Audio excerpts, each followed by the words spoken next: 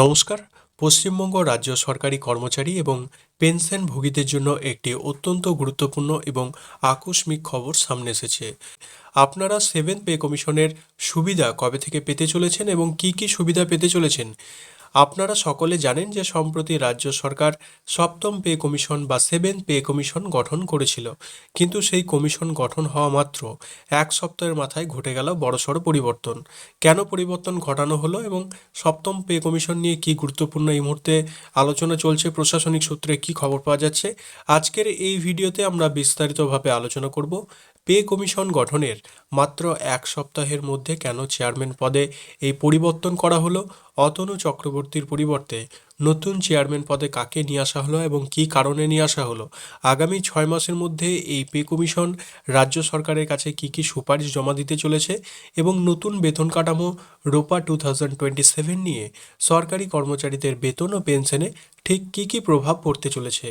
ভিডিওটি অত্যন্ত তথ্যপূর্ণ হতে চলেছে, তাই আপনারা একদম শেষ পর্যন্ত দেখতে থাকুন। রাজ্য সরকারের অর্থ দপ্তর থেকে একটি নতুন বিজ্ঞপ্তি জারি করা হয়েছে এবং আপনারা অনেকেই জানেন এই বিষয়টি তবে ভালোভাবে বুঝতে হলে আমাদেরকে কয়েকটা দিন পেছনে ঘটনাক্রম দেখতে হবে। প্রথমত গত 22শে জুলাই 2026-এ এই তারিখে রাজ্য সরকার একটি বিশেষ রেজুলেশনের মাধ্যমে সপ্তম বেতন কমিশন গঠন করেছিল। সেই সময় প্রাক্তন কেন্দ্রীয় অর্থ সচিব শ্রী অতনু চক্রবর্তীকে এই পে কমিশনের চেয়ারম্যান হিসাবে দায়িত্ব দেওয়া হয়েছিল।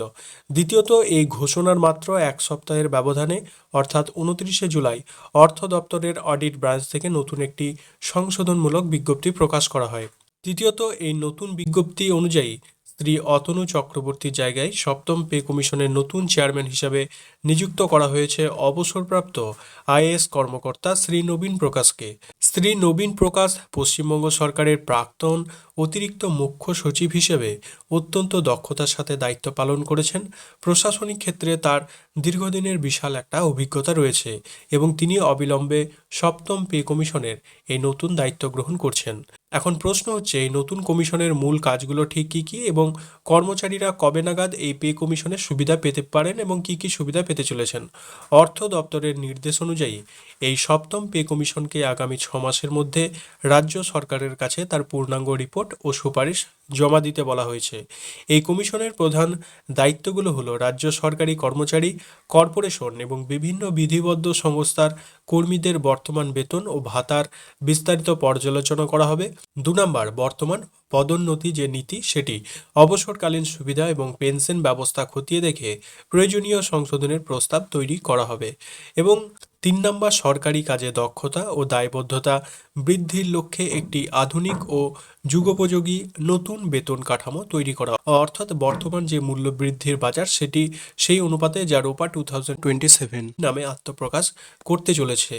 এবং পে কমিশন গঠিত হওয়ার মাত্রই এক সপ্তাহের মধ্যে চেয়ারম্যান পদে এই ধরনের আকস্মিক পরিবর্তন একটি বেশ নজিরবিহীন ঘটনা।